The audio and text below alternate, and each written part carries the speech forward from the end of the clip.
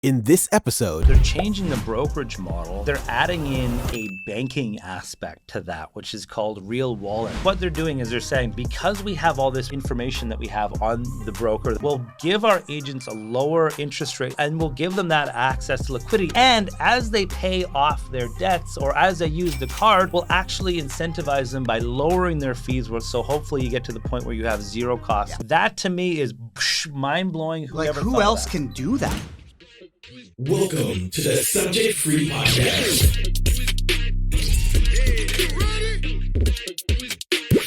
The unfiltered real estate podcast where 4 agents share real life stories from their careers in the crazy world of real estate. Now welcome Alan, Viv, Matt, and Adam. She was just a girl. We're like diamonds in the sky. Don't you worry, child. Yeah, except for me. Starships were meant to fly. 'Cause it's always a good time.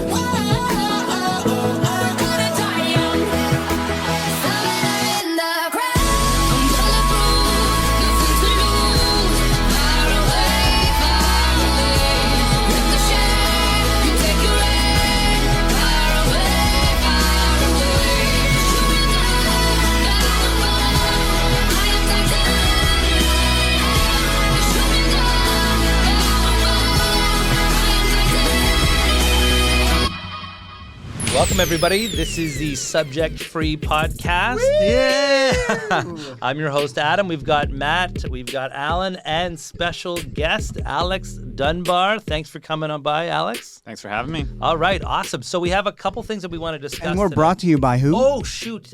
You know what? I always forget the thought you Legacy. were a pro. I know. Jeez. Legacy Brew. We're brought to you by Legacy Brew.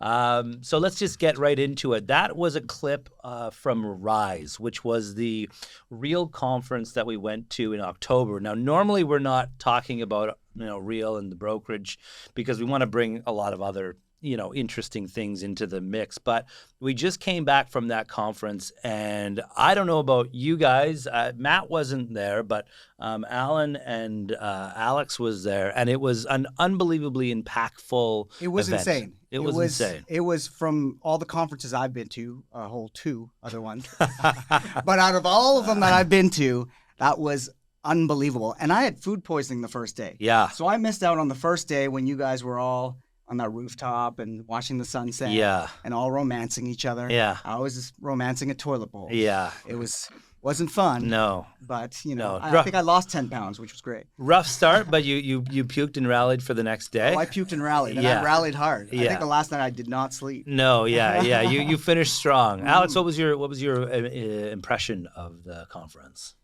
I've been to a few conferences, and every time I think there's always this, drink the Kool-Aid thing, just get pumped up, and then everybody leaves, and like a couple days later, they've lost that motivation. They haven't really taken anything from it, and this was a lot different. Yeah.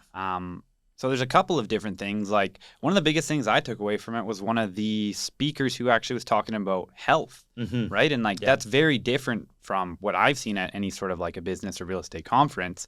And it actually, I've already been applying that into my life, but it's in a sense that it is improving my business at the same time. Yeah. And there's a couple other things as well. Of like when the CEO of the company is bringing people from outside the brokerage. I was just going to say. Yeah.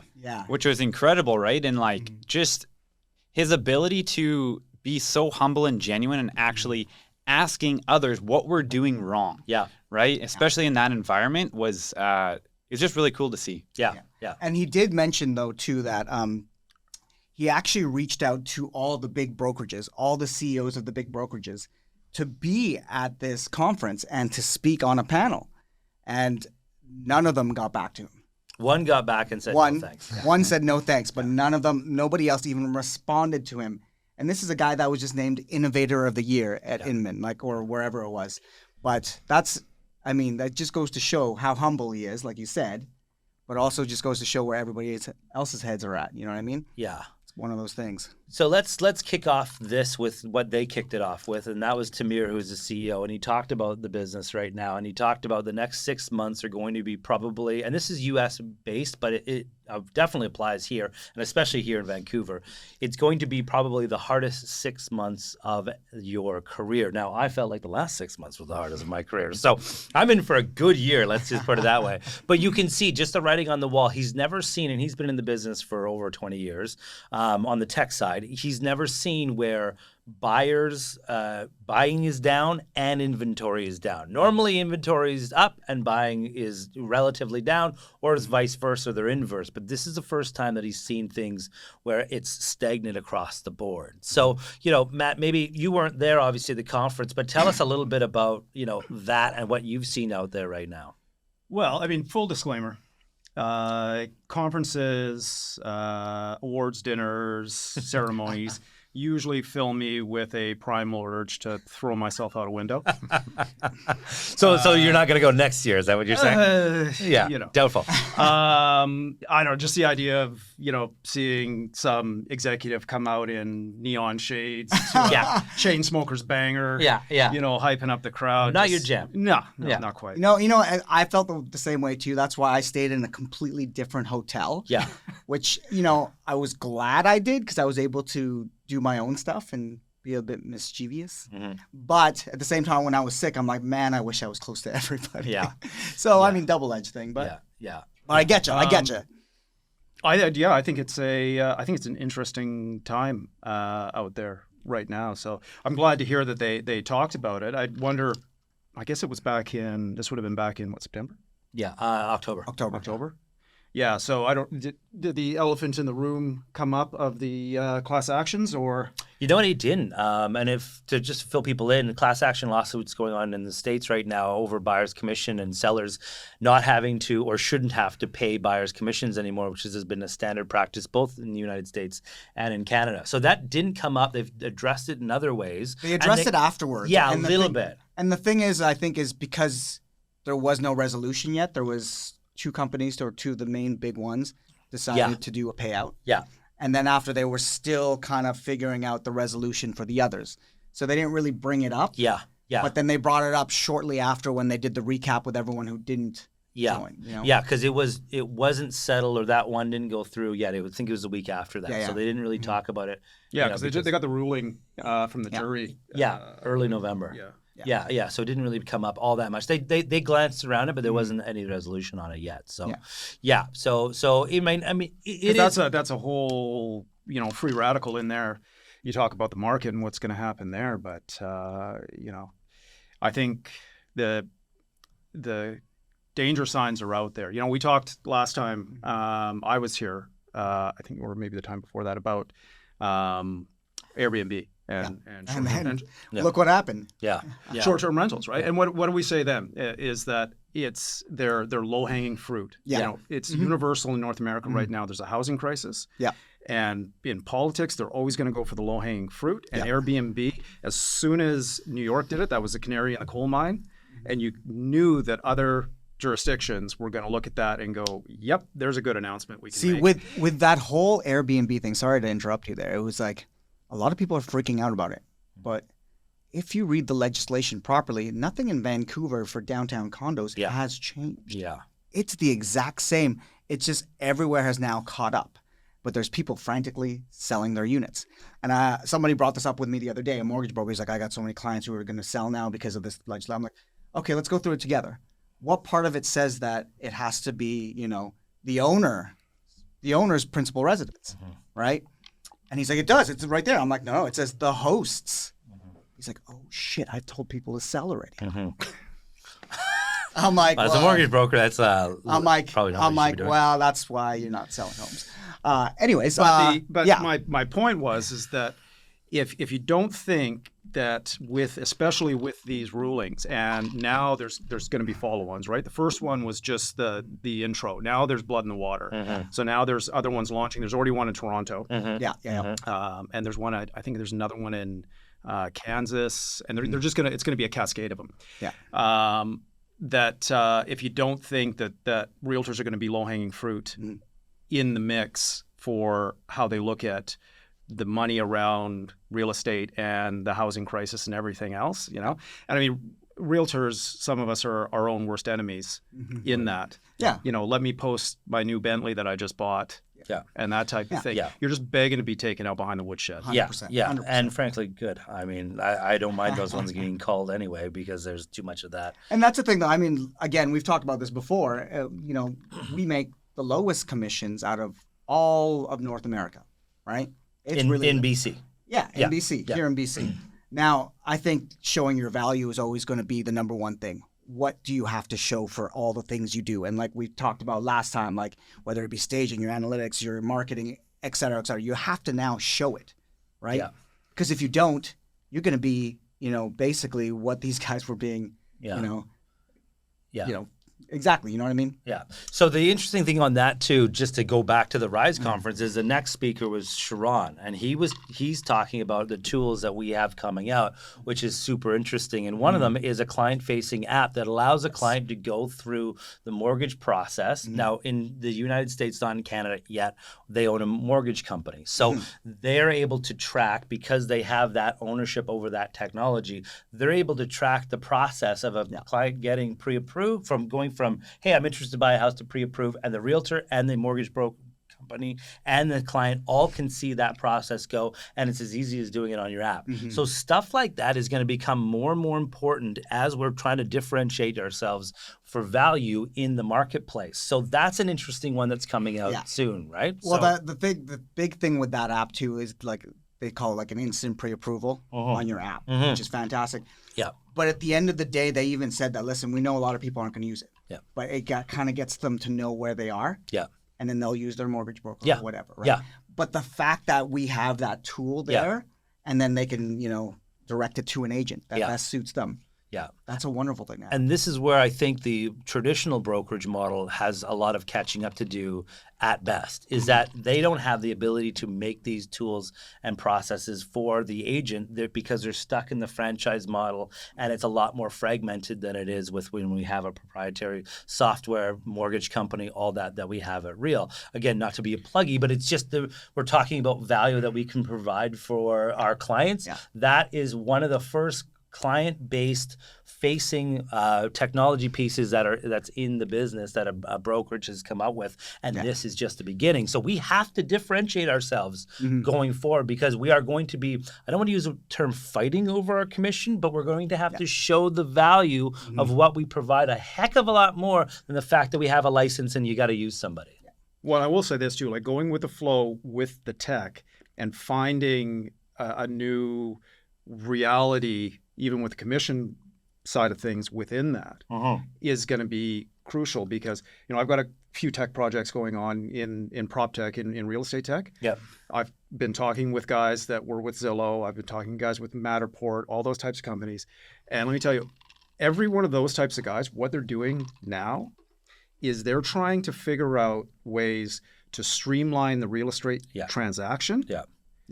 and self-automate it Yeah. within the buyer and the seller, Yeah. to sideline the agents as much as possible. Right. That's the push. Yeah. And you know what? Using AI, using all kinds of different levers within that. But when tech guys think about real estate, that's how they think. How do we disrupt in the same way Uber disrupted taxis? Yeah. But here's the thing, there's the human aspect that you have to remember, right? The human aspect. This is why Properly failed. Yeah. I'm from Properly and a bunch of our other agents. And their ultimate goal was to do the same thing that's Real is doing with the whole, you know, instant pre-approval, then every step of the way they're there. But where they failed was to think about the human aspect, right? And ultimately, they sold off for parts. Yeah. They're gone. They're done. Because they didn't take into account, because it was all these tech guys, and they were just, you know, very, very introverted people who I feel like they've never spoken to a person in like 10 years. You know what I mean? Yeah. But they had no clue of, you know, the logistics of the process and how, you know, there's so many variables involved. They just think it's like A, B plus 3 with the equation of 4 times pi times, you know, whatever. There's more than that. There's But a lot more than Let that. me ask you, Alex. So, I mean, you're at a tech brokerage, obviously. You're with Real as well. Do you, legitimately, do you see a case where your job and you're younger than all of us and you've got a 30-year, career span We're the left. same age. What are you talking Right, about? yeah, keep dreaming. Do you see a case where technology could replace the agent?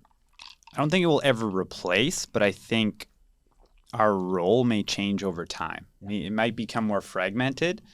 I think kind of touching on what Matt was saying previously is where these other tech companies are trying to remove the agent. Real is actually using technology to bring agents closer to the transaction, which is benefiting both the clientele and the realtor at the same time, because this is a problem that I'm sure you guys run into all the time is like when there's one piece of the puzzle missing, like there might be a fantastic mortgage broker, fantastic lawyer, but I don't know, maybe it's the home inspector that isn't communicating properly, and that can tear everything apart, right? But having everything centralized and being able to have 100%. access to it is going to help every single party involved. Yeah. Okay, it's kind of like you guys have Uber Eats in the Valley. I don't know.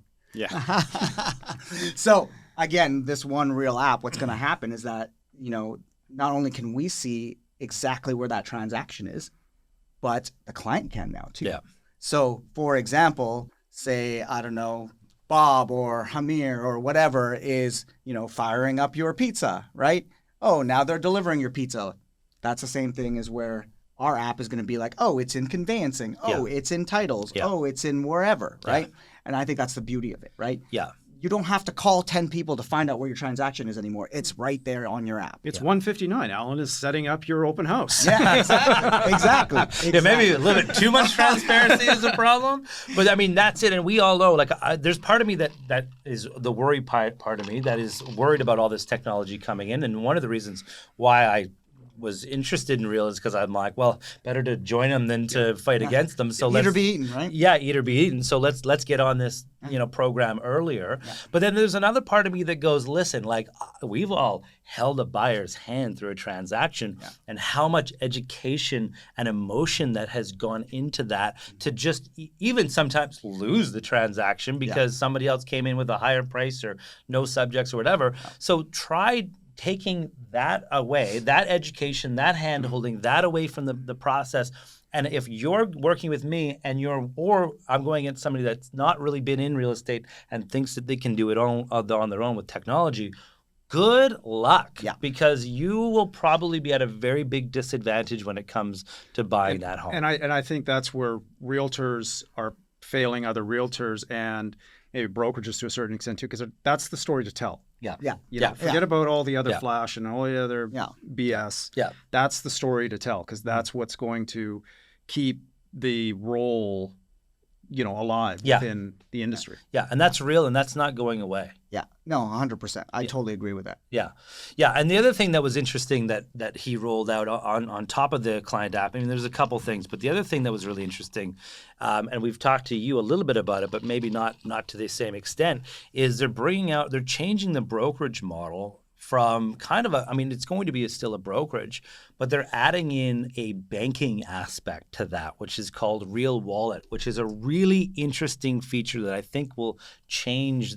I hate saying change the game because it's going to change it. It's going to change it. But I mean, the access, what they're doing is they're saying, because we have all this information that we have on the broker that's with Real, because we know when your commission's coming in, what you've made in the past, if you have any revenue share, what your stock options all are, we're going to put that onto one app so they can see what you've got, and then we're going to issue you credit in the meantime if you need credit, or if you want to keep money in the brokerage and to make interest on that money. You can keep money at the brokerage as well too. And now we've taken away the liquidity problem, which is I can't wait for my check to come in November, so I'll live on my line of credit in the meantime until that check comes in, and then I'll pay off the line of credit, which a lot of agents do. Real said, well, why don't we be the credit issuer? We'll give our agents a lower interest rate than what they're paying through their line of credit or their credit card, and then we'll give them that access to liquidity. And as they pay off their debts or as they use the card, will actually incentivize them by lowering their fees. So hopefully you get to the point where you have zero costs within the brokerage. That to me is mind blowing. Who else can do that? Well, nobody can do that because any other technology brokerage doesn't own the technology. Real is the only one that owns that technology. They haven't bought it from third parties, so they can all talk to each other and then build based on that. So it's that was really like and that's the big thing too. I mean, it's going to help people grow their business, right? It's going to help you grow your business. I mean, like when I pivoted to a more, video type of marketing, it's a lot of money, right? Yeah. Unless you do it by yourself, which still costs you money because you have to get it edited. Yeah. I mean, to constantly churn out all these reels and all these videos, it's expensive. It's expensive. Right? And like we do so many videos now, right? Yeah. And it's like, look at the costs each Yeah, time, it right? adds up. It adds up. But in a down market like we're in now, or a down market where we're actually a balanced market, I mean, it's good to get ahead of your marketing. Put the stuff ahead. Compile as much as you can, because the moment we get busy, you can't do that anymore. Yeah. We can't be filming 3-4 times a week, right? Totally. So having that money there to grow your business while things are slower, and then after put that aside for when it is busier is amazing. Yeah, it's a really I mean, it was explained to me Costco's not a food company. Yeah. Costco is a credit card company. Yeah. The airlines aren't necessarily airlines. They make money. They make their biggest spread on credit cards. Yeah. And so Real's saying, well, if we can offer it at a discount to our agents, they help pay off their fees, but we reap the benefits of being a credit card. Yeah. That will also help our stock as well too. So this is the stuff that I think is really innovative stuff. So I mean, it ain't no meta world. no, well, yeah. So going back to maybe the conference, Alex, I'll ask you the Justin, and I can't even pronounce his last name because it's like this long. But outside of that guy, who I agree, that was a guy that I watched and went, I got to get back to the gym. I got to take care of my health, and I did go back to the gym once, and then I haven't gone back again. No, just kidding. I've now kept it up. But what else at the conference, speaking wise, was a really good speaker that you got a lot from? I think, Alex Hormozy, keynote, pretty hard not to love that guy, especially the way he just simplifies and breaks down such what we would think are complicated things, but brings them to a very simplistic level, and basically just showed us we already have the majority of the tools that we need. Yeah. Right? It's just how can we shift our mindset a little bit and actually utilize them? And a couple of the biggest things he was saying is some of the biggest things in life, you don't win in the biggest things in life. You just stay in the game, right? game. You don't win marriage, you stay married. Yeah. You don't win health, you stay healthy. You don't win real Oh, estate, I win you my stay in marriage real all the estate. time. Yeah. I mean, and that was a really good, that's a good reminder, and it's a good way of putting it. I think Alex Hormozy, if you don't know, is a multi-millionaire who's built built companies. His whole mantra is he just gives all his information, gives in the hopes that he builds somebody enough where that he can invest in that company and then make a bunch of money. That I'm probably butchering it. Guy with all the hair. Yeah, Guy with all the the hair. mountain-looking man. The mountain-looking man. Yeah. And you know what? I mean, I heard that he was wandering around the conference asking people why they wanted to join. Yeah. Real. Do we have a clip of that? I think we have a clip of that. Yeah. Dan, you want to? Dan, you want to cut to the clip? Adam, you ready to do this? Let's do this. Or should I say Hormozy? Hormozy. Woo! Hey, how you doing? What's your name? John. Kimmy McCarroll, Bailey Green, Amy Knight, Lana Rodriguez, Brian Rodriguez. And where are you from? Long Beach, California. Medellin, Colombia. Charlotte, North Carolina. From Vancouver, BC. Winnipeg, Manitoba. Nice. Why real? For so many reasons. The people. Why not? The culture, the people. Work hard, be kind. The tech, just phenomenal. Oh man, why not? It's amazing. Look at this. Why not?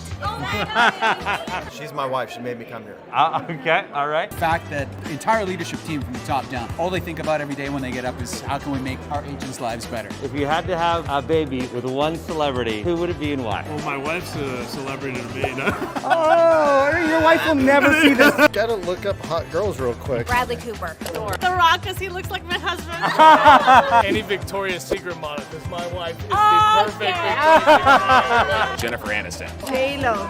J-Lo, yes. Carol G. I don't know. Carol That's G. my girl. Brad Pitt. Okay, Brad Pitt. Michelle Peters. We're assuming that I'm not married, right? It's just a crush. You know, yeah. Till my wife gets tagged. Chris Hemsworth. Chris Hemsworth. I love how the husband answered. Oh man. I don't. It's okay, Brad. Jessica Biel. Very good. And that was kind of the other thing, and you can kind of see it there. So that was Alan and I. Alan gets me into these situations. My biggest fear is when Alan says, I've got a nice script idea. And I'm like, what am I doing next? We've got something else coming up pretty soon. Yeah, we do. I've gotten Adam into some some really weird situations where if it was on his own, I think he would have never even thought about it. No, or even definitely considered not. doing it. But Definitely because not. I'm there too, I'm like, don't worry. Yeah. I'm with you the whole time. Yeah, I seem to be the one that's doing the weird. I mean, that was the same, but I seem to be doing the weird stuff. There's a video coming up with Legacy and our podcast that. If that's the weirdest stuff Alan's getting you into. Well, yeah, that's you're fair. not doing too That's bad. fair. Yeah, I guess on a scale wise, that's. Oh, we're gonna get weirder Yeah, as time goes it's- on. Trust me. It has. Yeah. It has. But that was the other thing. Like you can kind of sense it there a little bit. But I really enjoyed connecting with the people that I met there. Like it was a real positive, fun vibe of good people that like just kind of I don't know. We were all there for the same thing, and so they had 3 speakers on from other brokerages, which you mentioned, which is like it's great because they came and they had these 3 speakers and they're respected realtors in the States. Yeah. And, you know, and we have this like comparative to the other brokerage, right? The other cloud-based brokerage. And I understand why we get compared. Yeah. So they basically asked them, you know, what is the most important thing for you guys, us in this room to do?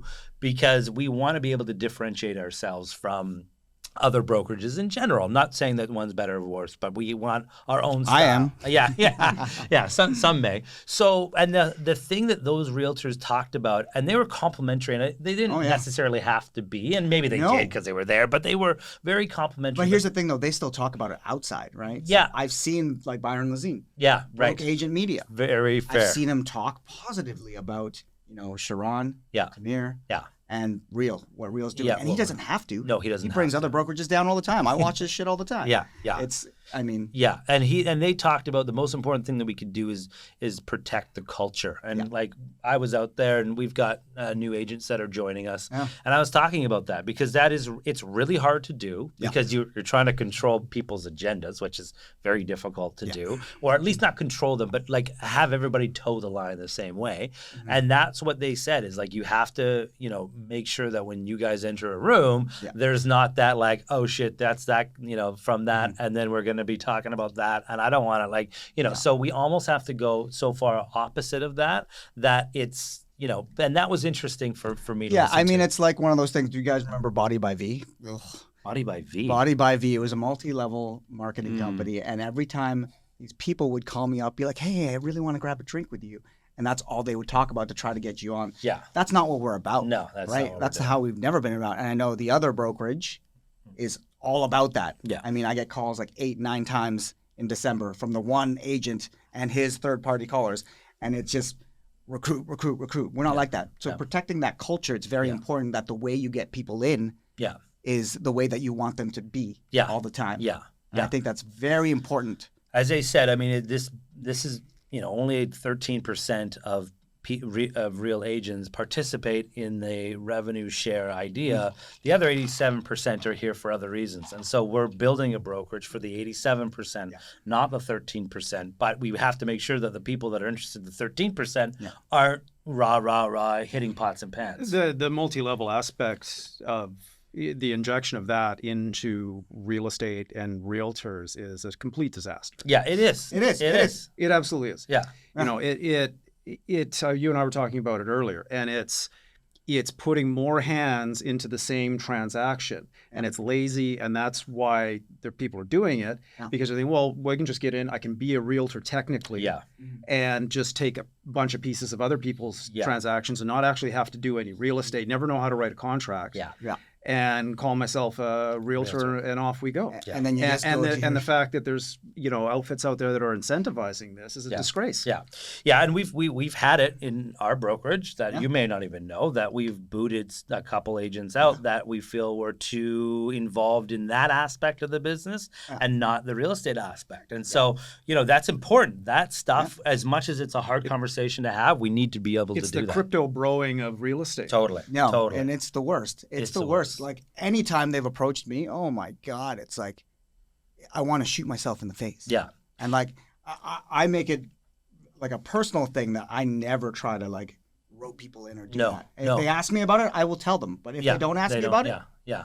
But you know, because we all own this brokerage, if somebody asks you about it and you're happy about what we're doing, should our brokerage compensate you because of that? Yeah, I think that it would be nice. I have referred other people to my previous brokerage, and I didn't get anything for it, and I don't even remember getting like a pat on the back for it. So like, you know, so because we own it, because it's publicly traded, because we control this business, should we have some referral fee, let's call it, for it? Yeah, we should. But that's very different than hitting the phone up and trying to get everybody it's into icing the on the cake. That's what it is. Yeah. It's nice to have, but it's not what we're focusing on. Mm-hmm. And so that was really important to listen to those guys that weren't even in the brokerage talk about how important that is and what their perspective is on what we're doing, because we're still in the States a relatively small fish, 10,000-ish agents in the States and a couple thousand in Canada. So it's nice to see that.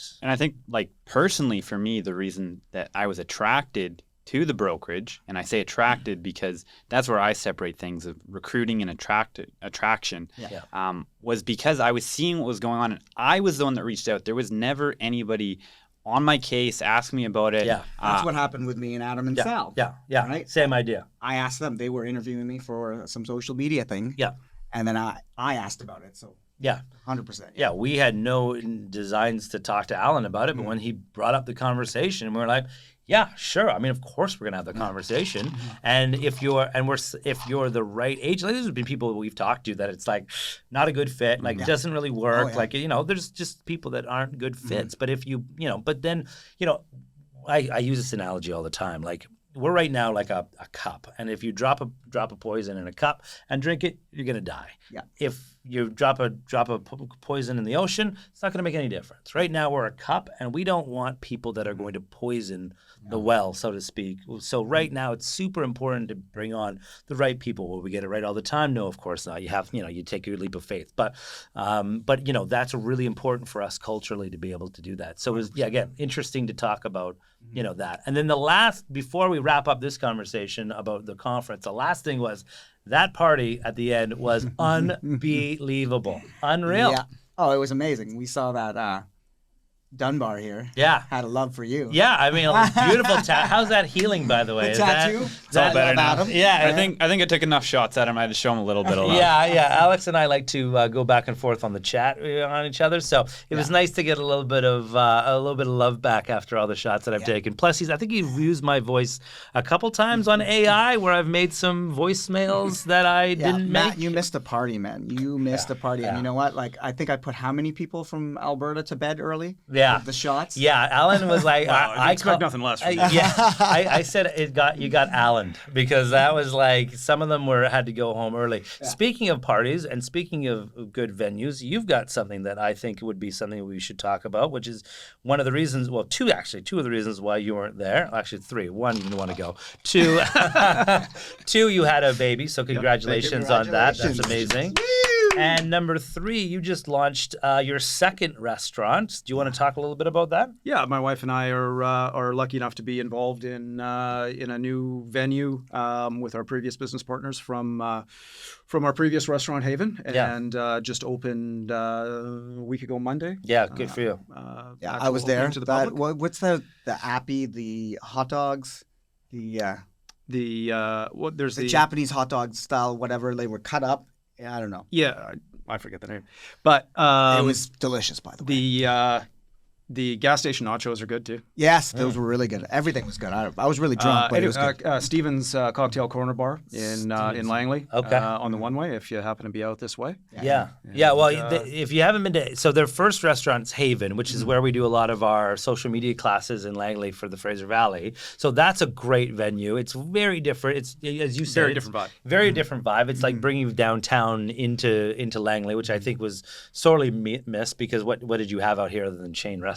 Not much, right? So there's that fills a need, and then now this is just kind of the next level up. So that's a restaurant. This is more of like a casual drinks and cocktail dive bar. Cocktail dive bar. Lots of fun. Yeah, it was fun when I was there. Yeah, that sounds great. So if you're out that way, look it up because I think that's going to be a new place to go, especially since Haven's so popular. Fingers crossed. Yeah. Thanks for the plug. Yeah.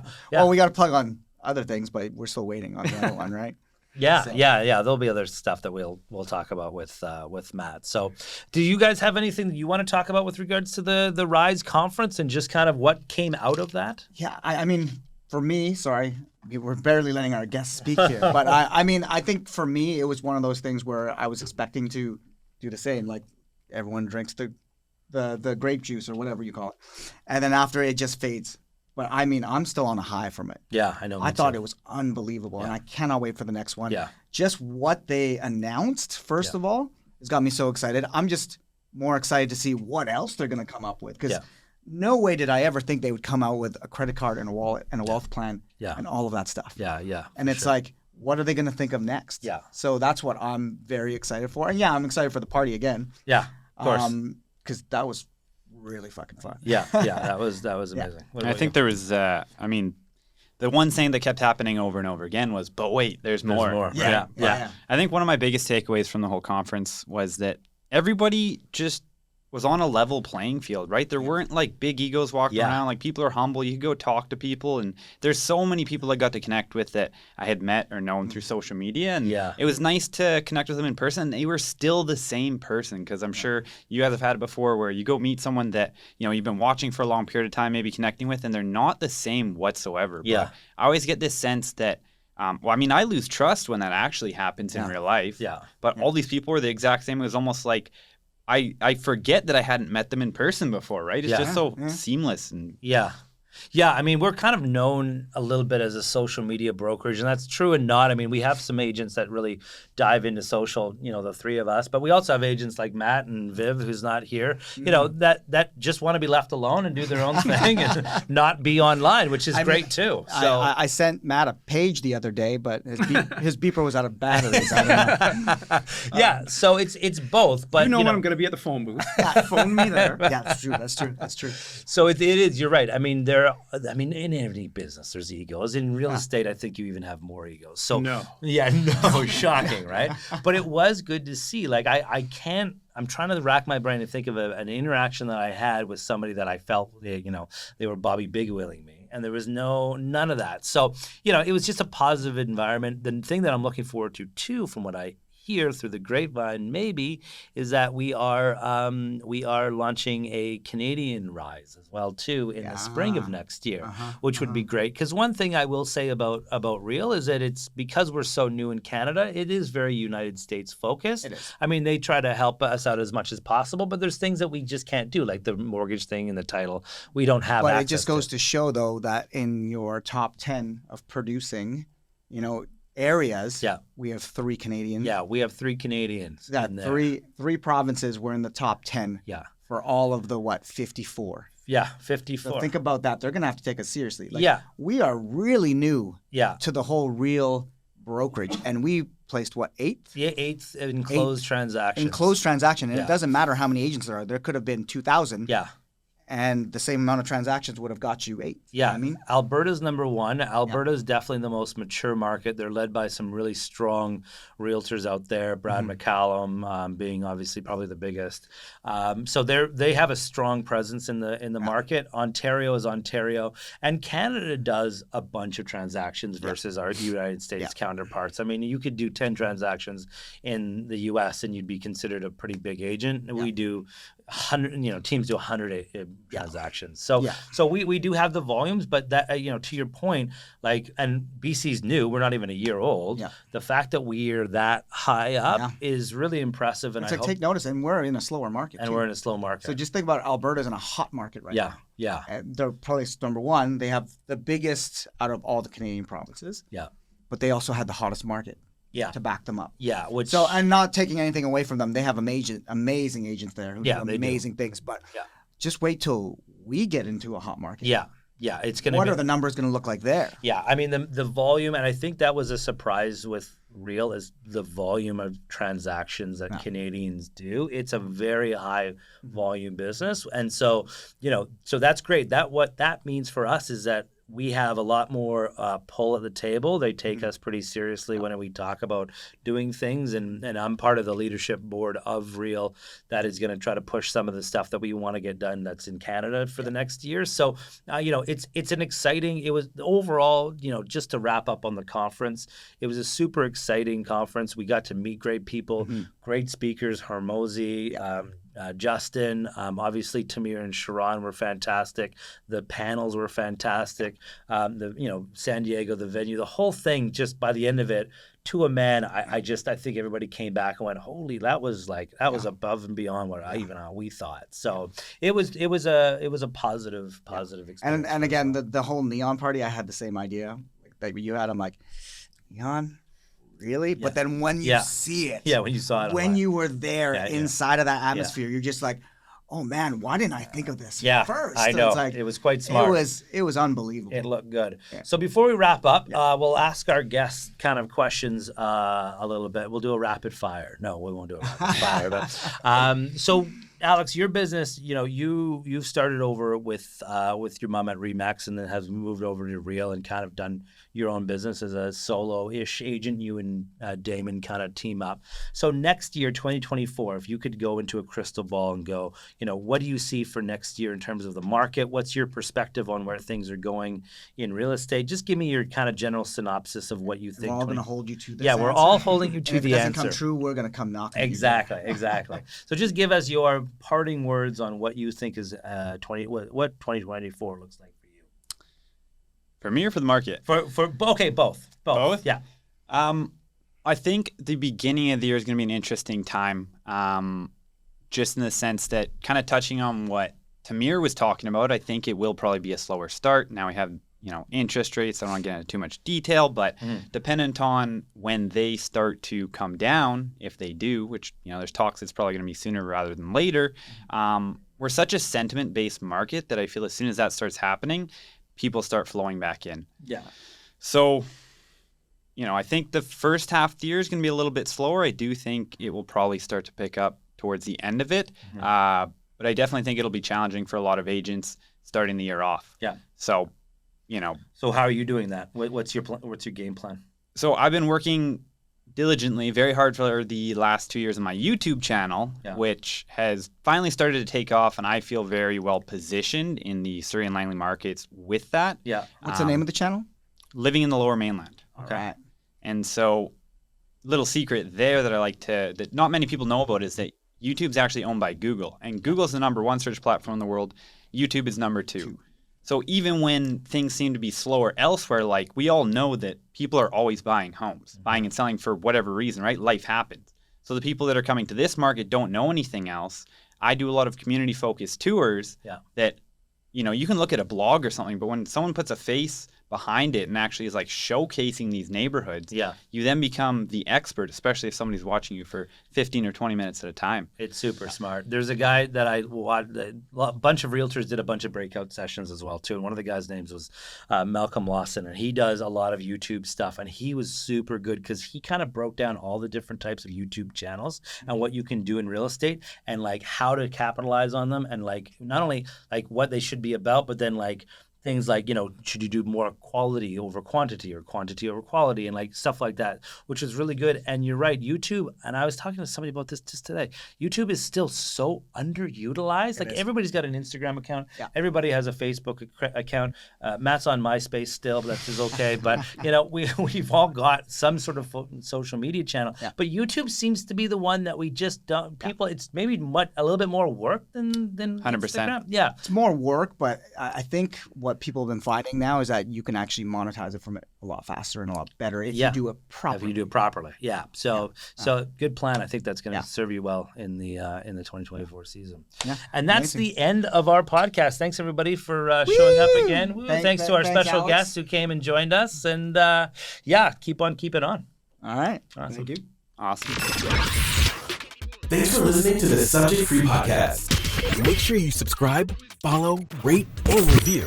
Until next episode, we hope you're going in subject free.